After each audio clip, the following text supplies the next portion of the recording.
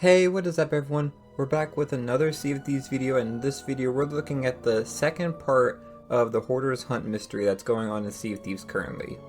So last week we talked about the first part, so if you haven't seen that already, definitely check that out. Honestly, there's not much overlap between the two, so there's not like really any spoilers in this one for like the last one. So feel free to watch this one first or that one first, who cares. But let's get into it.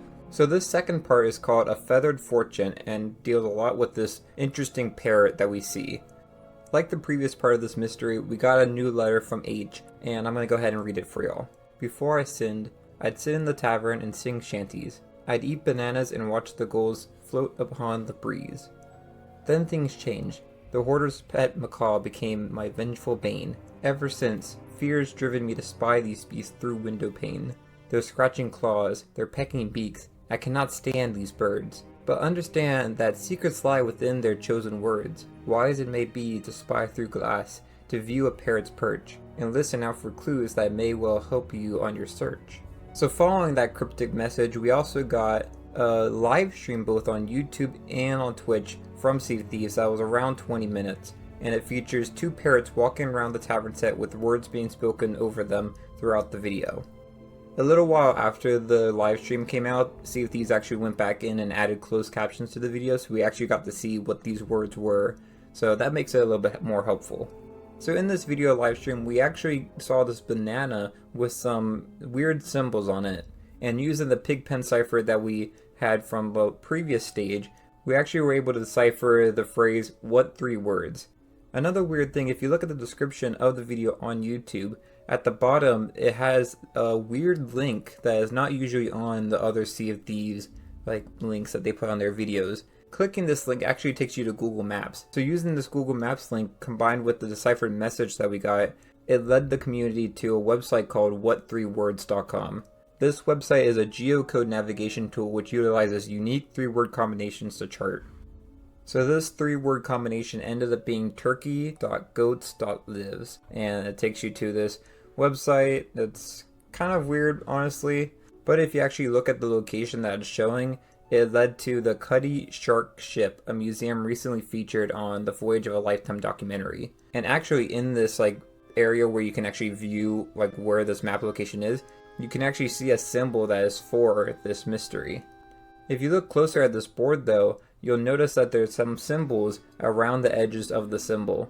And using the pigpen cipher, you're able to decipher bit.ly SOT feathered. And this is another link to a OneDrive folder. So in this folder we see a parchment, and this parchment is very interesting. It's a lot of cryptic text that took some time to decipher. So this parchment turned out to be written in a variant of a cuneiform or some sort of phonetic substitution cipher. And the main text was the lyrics to the "We Shall Sail Together." But at the bottom, you can see a sentence that can be deciphered as "Xbox Wire marks the spot." Now this is interesting because Xbox Wire, about a week ago, I think it might even been before the Hoarder's Hunt began, actually had a whole article on there about the mystery. So if we go to the Xbox Wire website, there's actually this promo image that they have that's been edited, and the answer to this riddle is actually buried within this picture.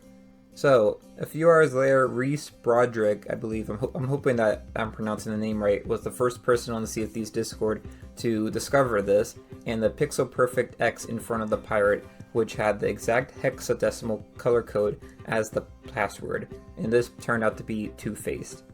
So that's pretty cool. I'm very surprised that someone was able to figure that out, because I'm kind of just sitting here looking at him like, I wouldn't have done that. I wouldn't have gone there that far, but this is a pretty interesting mystery. I think this one was a little bit more interesting than the first one. I'm very curious to see what we get this week for the third part of the mystery. Like the previous part of the mystery, if you use the code on the Sea of Thieves website, you'll unlock a voyage in-game that can be played through and stuff, and this is what you've been seeing in the background for this gameplay footage. It's nothing that special. It's very similar to the previous mystery. Honestly, I was kind of hoping they'd do a little bit more with the in-game voyages. I think that would have been nice. I mean, don't get me wrong, I don't want to sound like I'm complaining about the mystery, because I think the mystery is a lot more interesting than the DeMarco one. But it would have been nice because, honestly, it was just very much like, go to this island, then go to another island, then go to another island. okay, here's the key, go sell it. There's nothing really that special about these voyages, but I would definitely recommend you to get them done so that you can get some of these in-game rewards. If you need help with that, I would definitely recommend Rare Thieves. Their website's pretty good for just basically guiding you through the whole process. But that covers everything I wanted to talk about in this video. Let me know what your all's thoughts are on this mystery, the second part. I thought this was a little bit more interesting than the first part. I'm very excited for the next part that's coming out on Thursday.